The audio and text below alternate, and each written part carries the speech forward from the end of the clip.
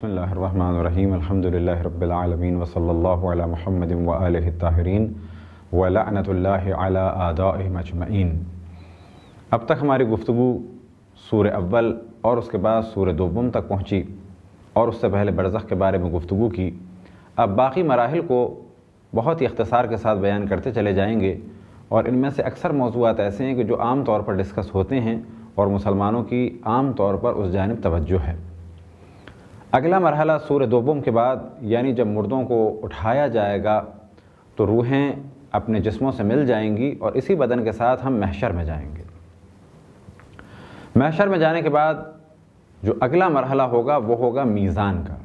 یعنی انسان کے افعال اور کردار کو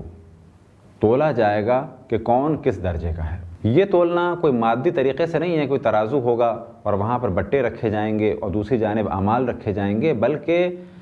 میزان کے معنی یہ ہیں کہ انسان کے افعال اور کردار کو پرکھا جائے گا کہ آیا جیسا اسے ہونا چاہیے تھا ویسا وہ ہے یا نہیں ہے۔ کون ایسی ذات ہے کہ جس کے افعال اور کردار سے کسی کو پرکھا جا سکے؟ انبیاء علیہم السلام اور سب سے بڑھ کے رسول اللہ صلی اللہ علیہ وآلہ وسلم، اور جو روایات میں کثرت سے نقل ہوا اور مسلمانوں کے لیے سب سے اہم ذات بعد رسول اللہ کے جو میزان کا مقام رکھتی ہے، اور امت محمد رسول اللہ صلی اللہ علیہ وآلہ وسلم میں سب سے افضل ذات مولا امیر المؤمنین کی ہے۔ لہذا مسلمانوں کے لیے اور تمام اقوام کے لیے جو ایک میزان ہے، کیونکہ امت رسول اللہ تمام امتوں میں افضل اور تمام امت رسول اللہ صلی اللہ علیہ وآلہ وسلم میں مولا امیر المؤمنین سب سے افضل، لہذا ایک ایسے شخص کے ذریعے سے امت کے اعمال کو تولا جائے گا کہ جو سب سے زیادہ بلند درجے پہ فائز ہو امت رسول اللہ میں۔ وہ کون؟ مولا امیر المؤمنین کی ذات۔ یہ تولنا کس قسم کا ہوگا کہ یوم قیامت لوگوں کے افعال و کردار کو دیکھا جائے گا، کیا تمہارے نیک اعمال اس جیسے ہیں؟ نہیں ہیں، بلا شک یہ سب کے اعمال کم ہوں گے۔ اب جب کم ہیں تو کس درجے کے ہیں؟ یہ درجہ دیکھنے کے لیے جو میزان ہے وہ اللہ سبحانہ و تعالیٰ نے قرار دیا، اور جیسا کہ آپ کی خدمت میں عرض کیا کہ بعض روایات میں مولا امیر المؤمنین کو میزان کہا گیا۔ البتہ اسی کے ساتھ ساتھ کہا جا سکتا ہے کہ خود ان کی محبت در حقیقت ایک میزان ہے، اور یہ بھی کہا جا سکتا ہے کہ حکم خداوند تبارک و تعالیٰ ہے قل لا اسألکم علیہ اجرا الا المودۃ فی القربى۔ تو قیامت کے دن جو ایک اہم ترین سوال ہوگا وہ اہل بیت کی مودت سے متعلق ہوگا۔ یہ موضوع ایک تفصیلی موضوع ہے۔ اگلے مرحلے میں نامہ اعمال کا ذکر کیا جائے کہ میزان کے بعد نامہ اعمال دیے جائیں گے، ہر شخص کو اس کا نامہ اعمال دیا جائے گا۔ جس کا نامہ اعمال اس کے سیدھے ہاتھ میں دیا جائے گا وہ علامت ہے کامیابی کی، جس کا نامہ اعمال بائیں ہاتھ میں دیا جائے گا اور پیچھے سے دیا جائے گا وہ ناکامی کی علامت ہے۔ اسی طرح سے لازم ہے اور تمام مسلمانوں کا اس پر اجماع ہے کہ ایک صراط ہے کہ ہر شخص کو پل صراط پہ سے گزرنا ہوگا۔ کچھ اتنی تیزی سے گزریں گے جیسے کہ بجلی گزرتی ہے، کچھ رفتار ایسی ہوگی جیسے کہ گھوڑے پہ انسان تیز رفتاری سے گزرتا ہے، کچھ دوڑ کے گزریں گے اور کچھ چل کے گزریں گے، اور کچھ ایسے ہیں جو لڑکھڑائیں گے۔ صراط در حقیقت نتیجہ ہے دنیا کے اعمال کا۔ جس نے دنیا میں اپنے آپ کو گناہ میں مبتلا کیا اس کے لیے پل صراط پہ چلنا مشکل ہوگا، اور اگر کسی نے اپنے آپ کو اس دنیا کی آلائش سے اور حرام سے محفوظ رکھا اور جتنا زیادہ وہ پاک اور پاکیزہ ہوگا اتنی ہی تیزی سے وہ پل صراط سے گزر جائے گا۔ پل صراط کے بارے میں جو مشہور ہے کہ بال سے زیادہ باریک اور تلوار سے زیادہ تیز، تو یہ چیز ذہن میں رکھیں کہ یہ تیزی در حقیقت اس کی شدت ہے کہ جب اس پہ سے انسان گزرے گا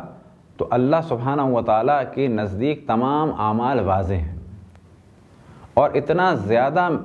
عدالت اور انصاف سے کام لیا جائے گا، اور وہی عدالت اور انصاف در حقیقت اس پل صراط کی تیزی ہے اور اس پل صراط کی باریکی ہے۔ پل صراط پہ سے جو لوگ گر گئے وہ جہنم میں جائیں گے، اور جو کامیاب ہو گئے وہ جنت کی جانب جائیں گے۔ کچھ لوگ ایسے بھی ہیں جو لڑکھڑائیں گے، اور قیامت کے مرحلوں میں سے ایک مرحلہ ہے شفاعت کا۔ یہ شفاعت کیوں ہے؟ قرآن مجید میں اس جانب واضح توجہ دلائی، من ذا الذی یشفع عندہ الا باذنہ، کہ شفاعت ہے لیکن اللہ سبحانہ و تعالیٰ کے اذن سے ہے۔ شفاعت کا موضوع انشاءاللہ کبھی اگر موقع ملا ہو تفصیل سے اس کا ذکر ہوگا، لیکن یہ ذہن میں رہے کہ مقام محمود اور مقام شفاعت شیعہ سنی دونوں کے درمیان مشترک ہے کہ شفاعت کرنے والی کچھ ہستیاں ہیں۔ اب کون ہیں وہ ہستیاں؟ وہ پہلے مرحلے میں انبیاء ہیں، اور پھر ان کے بعد ان کے اوصیاء، مخصوصاً مولا امیر المؤمنین علی ابن ابی طالب علیہ السلام سے لے کے امام زمان علیہ السلام تک، اور ان کے علاوہ بعض بزرگ ہستیاں، علماء اور شہداء، یہ وہ ہیں کہ جو شفاعت فرمائیں گے۔ اسی طرح سے قیامت کے مرحلوں میں سے ایک مرحلہ ہے حوض کوثر کا، اور اس پر یقین رکھنا ضروری ہے کہ جو بھی جنت میں جائے گا رسول اللہ صلی اللہ علیہ وآلہ وسلم کے حکم سے مولا امیر المؤمنین اسے پانی پلائیں گے۔ حوض کوثر کا یہ پانی در حقیقت جنت میں داخل ہونے والوں کے لیے ایک عظیم نعمت ہے۔ اگلا موضوع جو قیامت سے متعلق ہے وہ ہے جنت و جہنم۔ ہر مسلمان پر لازم ہے کہ وہ جنت و جہنم کے بارے میں عقیدہ رکھتا ہو۔ کبھی بھی یہ نظریہ نہیں رکھنا چاہیے، یا اگر کوئی ایسا نظریہ رکھے کہ جی جنت جہنم تو فقط بہلانے کے لیے ہیں، تو یاد رکھیں وہ دین سے خارج ہو جائے گا۔ البتہ ہماری ذمہ داری ہے ہم سب کی کہ اس کی توجہ دلائیں کہ جنت کے بارے میں آیات قرآن مجید ہیں، جہنم کے بارے میں آیات قرآن مجید ہیں اور روایات صحیحہ ہیں، شیعوں میں بھی سنیوں میں بھی، لہٰذا کسی بھی اعتبار سے جنت یا جہنم کا انکار نہیں کیا جا سکتا۔ وہاں کے باغوں کا یا حوروں کا یا نعمتوں کا یا نہروں کا یا سایوں کا یا درختوں کا کسی بھی اعتبار سے انکار کرنا در حقیقت قرآن مجید اور تعلیمات رسول اللہ صلی اللہ علیہ وآلہ وسلم کا انکار ہے۔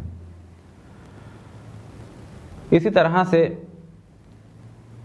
جنت کے بعد جس موضوع کو ڈسکس کیا جا سکتا ہے کہ کچھ اس کا حصہ بیان ہو گیا کہ جو کچھ جنت کے لیے قرآن مجید اور روایات میں بیان ہوا ان سب پر ہمارا عقیدہ ہونا چاہیے، اور جو کچھ جہنم کے بارے میں اور اس کے عذاب کے بارے میں قرآن مجید اور روایات صحیحہ میں ذکر ہوا اس پر ہمارا عقیدہ ہونا چاہیے۔ اسی طرح سے جو آخری موضوع اور اختصار کے ساتھ اسے بیان کیا جائے وہ یہ کہ جو بھی جنت میں جائے گا وہ ہمیشہ کے لیے جنت میں رہے گا، ہم فیہا خالدون، اور جو بھی جہنم میں جائے گا وہ ہمیشہ کے لیے جہنم میں رہے گا، ہمیشہ کے لیے جہنم میں رہے گا، وہاں سے نکلنے کا کوئی راستہ نہیں ہے۔ البتہ یہ ذہن میں رہے کہ جہنم اور جنت برزخ کی الگ ہیں۔ جنت کے معنی باغ، برزخ میں باغ ہیں، اور بعض دفعہ خود قبر ایک باغ بن جاتی ہے، اور بعض دفعہ قبر خود ایک جہنم بن جاتی ہے۔ لیکن یہ ذہن میں رکھیں کہ آخرت کی جنت اور جہنم الگ ہے، وہاں جو بھی داخل ہوگا دوبارہ نہیں نکلے گا، اور برزخ کی جنت و جہنم الگ ہے، کیونکہ وہاں ایک مختصر سی مدت کے لیے عذاب ہوگا، اور جب انسان کو سزا مل جائے گی تو وہ جہنم سے نکل پائے گا۔ اسی طرح سے بعض وہ کفار کے جنہوں نے نیک کام انجام دیے، اللہ سبحانہ و تعالیٰ کسی کی نیکی کو ضائع نہیں کرتا، اگر ان کو دنیا میں ان کی نیکیوں کی جزا نہیں مل پائی، مثال کے طور پہ صحت کی صورت میں، مال کی صورت میں، آل اولاد کی صورت میں، گھر بار کی صورت میں، عزت کی صورت میں، شہرت کی صورت میں، اگر ان کو یہ نیکیوں کی جزا نہیں مل پائی اس دنیا میں تو انہیں برزخ میں ملے گی، لیکن کیونکہ وہ مشرک تھے تو وہاں سے ان کو نکل کے بالآخر جہنم میں جانا ہوگا۔ لیکن ایک جانب توجہ رہے کہ جنت اور جہنم کا مرحلہ جب ہے کہ جب حجت تمام ہو چکی ہو۔ کچھ افراد ایسے بھی ہیں جیسے بچے یا دیوانے یا وہ لوگ کہ جن پر حجت تمام نہیں ہوئی، ان تک علم نہیں پہنچ پایا، یا یہ کہ عقل و شعور کی اس منزل پر نہیں تھے کہ وہ اچھے اور برے کو سمجھ پاتے، یہ وہ لوگ ہیں کہ ان کے لیے ایک خاص مقام ہے اعراف، اور اس موضوع میں تفصیل سے نگاہ کی جا سکتی ہے اعراف کے موضوع میں، جس پہ شیعہ سنی دونوں کا یقین ہے۔ یہاں پر اس موضوع کو ڈسکس کرنے کا ہدف یہ تھا کہ یہ جان لیا جائے کہ ہر آدمی یا ہر بچہ یا ایسا بچہ جو کسی کافر کا پیدا ہوا ہے اس کے بارے میں تصور نہ رکھا جائے کہ وہ فوراً ہی جہنم میں چلا جائے گا، کیونکہ بعد میں سوال یہ ہوگا کہ جب وہ دنیا میں نہیں آیا تو کس چیز کا سوال ہوگا، یا ایک دیوانہ اگر کافر کے گھر میں پیدا ہوا وہ کیوں جہنم میں جائے گا، یا ایسا کافر کہ جس تک اب تک علم ہی نہیں پہنچا، اس تک ہدایت ہی نہیں پہنچی، اس تک کوئی کتاب نہیں پہنچی، اس کے پاس عقل و شعور نہیں تھا، وہ جہنم میں نہیں جائے گا بلکہ وہ اعراف میں جائے گا۔ اسی طرح سے ہر وہ ناقص مسلمان اس کا بھی یہی ہوگا کہ عقل و شعور نہیں تھا، وہ بھی اعراف میں ہوں گے۔ البتہ اس کے علاوہ اور بہت سارے موضوعات ہیں جنہیں سوال و جواب کی صورت میں انشاءاللہ اختصار کے ساتھ بیان کیا جائے گا۔ وصلی اللہ علی محمد وآلہ الطاہرین۔